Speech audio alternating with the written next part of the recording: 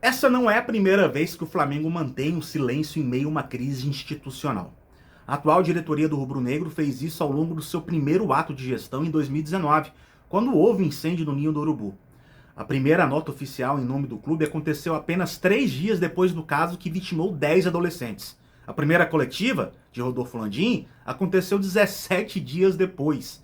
A justificativa é sempre a mesma, de que o tempo é usado para reunir informações mais precisas. Passados 4 anos da maior tragédia envolvendo a instituição Flamengo, a atual diretoria mantém a mesma postura. 2 dias após a agressão de Pablo Fernandes em Pedro no vestiário do Independência, o Flamengo sequer emitiu uma nota oficial sobre o caso. O silêncio se mantém. Desta vez, Rodolfo Landim não está no Brasil. O presidente do Flamengo está nos Estados Unidos para conhecer mais a fundo as gestões de sociedade de futebol visando implementar a SAF no rubro-negro nos próximos anos. Ele está ciente do caso, tem dado as suas opiniões sobre o assunto, tendo, inclusive, a decisão final em desvincular o Pablo Fernandes do rubro-negro, mas nada de falar publicamente. As principais recomendações que a literatura acadêmica nos traz sobre a comunicação institucional e assessoria de imprensa em momentos de crise são totalmente deixadas de lado no Flamengo. Fugir da imprensa, informar o fato ocorrido e quais são as providências a serem tomadas nunca são abordadas pela instituição. Não é por culpa da comunicação do Flamengo, que é muito falha, inclusive. É uma decisão justamente da alta cúpula. Um erro, pois isso gera especulações e vários boatos. A postura ideal é levar as informações atualizadas, com as notas oficiais, feitas de forma célere, atendendo de forma respeitosa os jornalistas para que estes repassem ao público em geral as informações. Mas esperar isso do Flamengo é demais. Por mais que isso esteja sendo feito de forma interna, o Flamengo é gigante. Manter o silêncio é um desrespeito com os mais de 44 milhões de torcedores. E em meio a essa crise institucional, outra aparece. O atacante Pedro, alvo da agressão sofrida pelo preparador físico Pablo Hernandes, não compareceu na representação do elenco na manhã de hoje. Sampaoli chegou ao Ninho do Urubu por volta das 7h30 da manhã para acomodar o treinamento marcado para as 9h. O jogador, entretanto, sequer compareceu ao centro de treinamento, não dando justificativas para a sua ausência. As informações de que Pedro será multado em função do ato de disciplina e de não ir para o aquecimento quando lhe foi solicitado, pode ter sido um dos motivos em meio a tudo que aconteceu. Outro ponto é quanto à discordância do jogador pela manutenção do Jorge Sampaoli no comando do rubro-negro.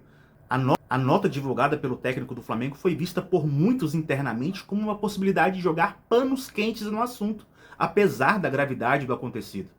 Segundo a reportagem trazida na coluna Lei em Campo do UOL, a agressão sofrida por Pedro pode ser uma possibilidade de rescisão indireta de contrato de trabalho. Sim, o atleta pode pedir rescisão indireta por ter sido agredido por um preposto do empregador, pressupondo-se ser o preparador superior e hierárquico do empregador. O Pedro falou também sobre assédio moral, afirmando sobre agressões psicológicas.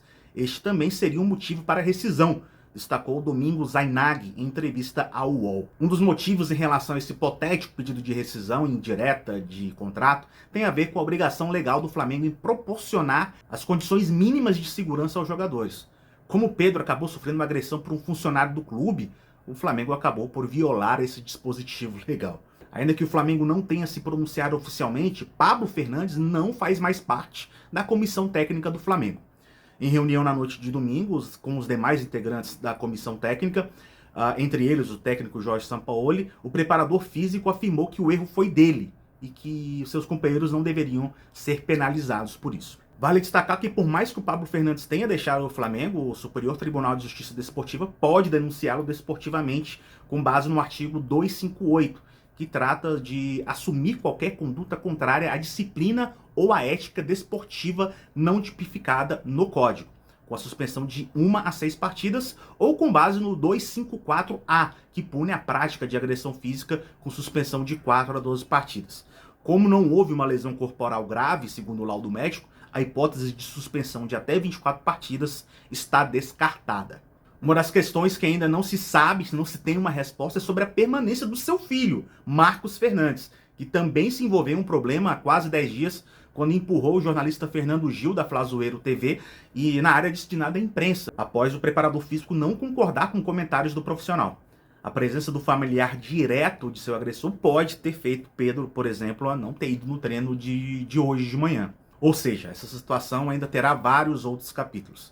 Enquanto o Flamengo não se pronunciar oficialmente, ou o próprio jogador informar o porquê de não ter ido ao treino nesta segunda-feira, tudo não passará de uma grande especulação, abrindo precedentes para diversas hipóteses, como as trazidas nesse vídeo aqui, sobre possível rescisão indireta e tudo mais. Mas é isso, é o que temos por enquanto sobre informações sobre esse caso do Pedro, e a qualquer momento o Café com Flá volta com informações sobre este assunto, e para não perder as próximas atualizações, inscreva-se no canal, ative o sininho para não perder as notificações e ver os próximos vídeos deste canal.